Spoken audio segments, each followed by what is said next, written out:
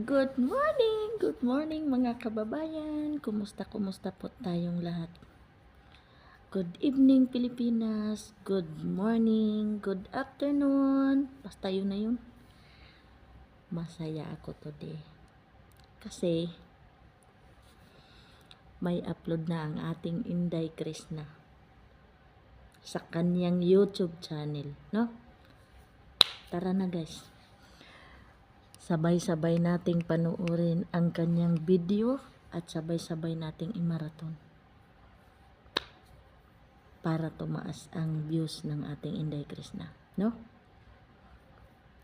And syempre yung mga bago dyan, please, wag niyong kalimutan mag-subscribe po, mag-like, paki-share na rin po. Thank you po sa inyong lahat, no? Spread love lang po tayo, no? Magmahalan lang po tayo. Wag na po natin i-hate yung tao. Mahalin po natin siya. Kasi napakabuti ng puso ng ating Inday Krishna, no? Namimigay ng school supplies. At alam niyo ba, ang saya-saya ng mga taong na, ang saya-saya ng mga, lalo na yung mga bata na, nabigyan niya. Ang saya-saya, no? Napakasaya ng mga batang nabigyan niya. At syempre yung mga nanay din, no? Sobra-sobra ang pasasalamat nun sa Inday Krishna natin. Kaya sa lahat ng mga nag-sponsor doon, maraming salamat sa inyo. No? Salamat. Hindi ko po kayo maisa-isang banggitin dito, no? Kasi siyempre, 'di ba? Pero nagpapasalamat po talaga ako sa inyo sa kabutihan ng puso nyo. Sana marami pang blessings na dumating sa buhay nyo para marami pa po kayong matulungan at sana hindi kayo magsawang tulungan ang ating Inday Krishna. Kasi kung talagang mga solid tayo, nandito tayo para sa kanya, tulungan natin siya sa kanyang adhikain. At yun yung mag-charity siya, no? Napakasaya. Masaya ang puso ko na ganyan, na ganyan yung nakakatulong siya sa iba. At yung siyempre, yung mga nag-i-sponsor, masaya din na nakakatulong sa iba. Masaya din na nakikita nila yung mga bata na ang saya-saya, no? Kung naalala ko nung nag-aaral ako,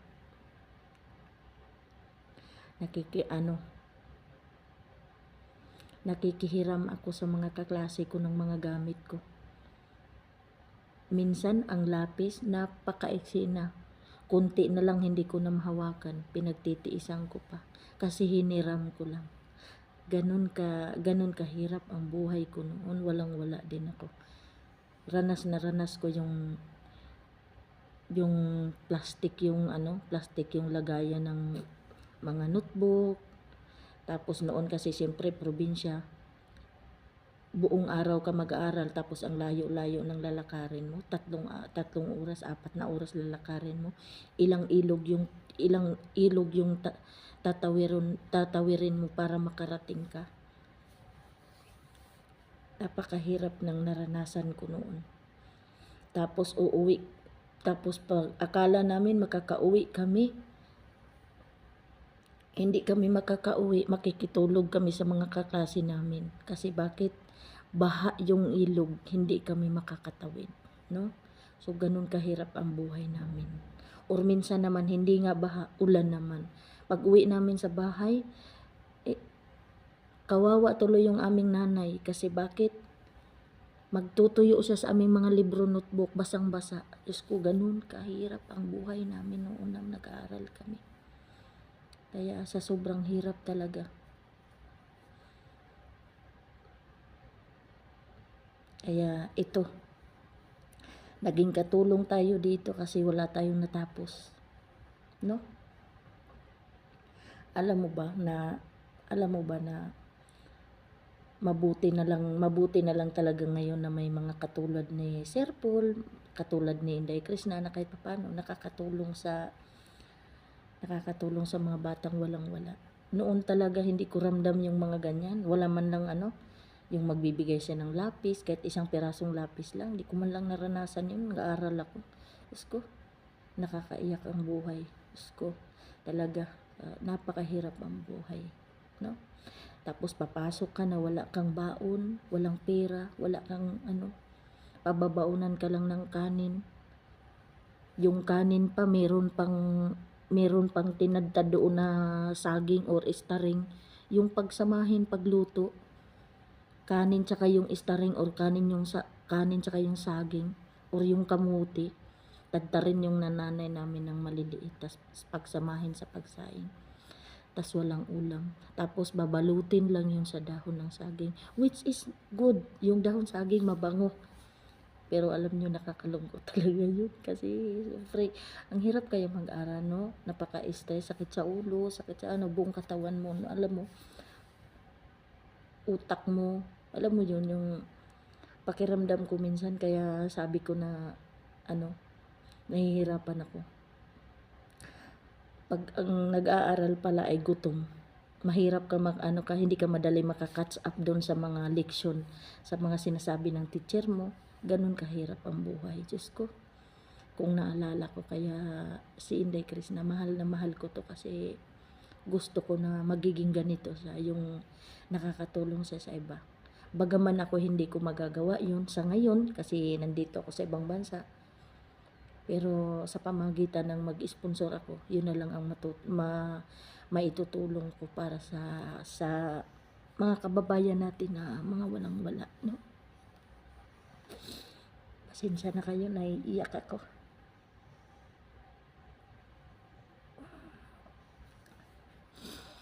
Totoo po yung sinasabi ko. Tapos yung tipong gustong-gusto mo mag-aral, pero kasi hirap ang buhay, no? Tapos sa lahat ng magkakapatid, kung sa baga, siyempre, sa lahat ng magkakapatid, ako lang yung medyo malusog. Kaya sasabihin ni mama noon na huwag ka munang pumasok kasi maglalaba ka. Huwag ka munang pumasok kasi pupunta tayo sa bukid. Kukuha tayo ng saging, magbibinta tayo ng saging. Kukuha tayo ng kamuti kasi para may maibinta tayo. Or lilinisan natin yung ating maisan para pagdating ng may maaani tayong mais, may bigas tayo. Alam nyo ba yung bigas mais? Bigas mais na nga, hahaluan pa ng kamuti or saging sa pagsaing. Tatadta rin ng maliliit yung kamuti or yung saging, isama sa saing.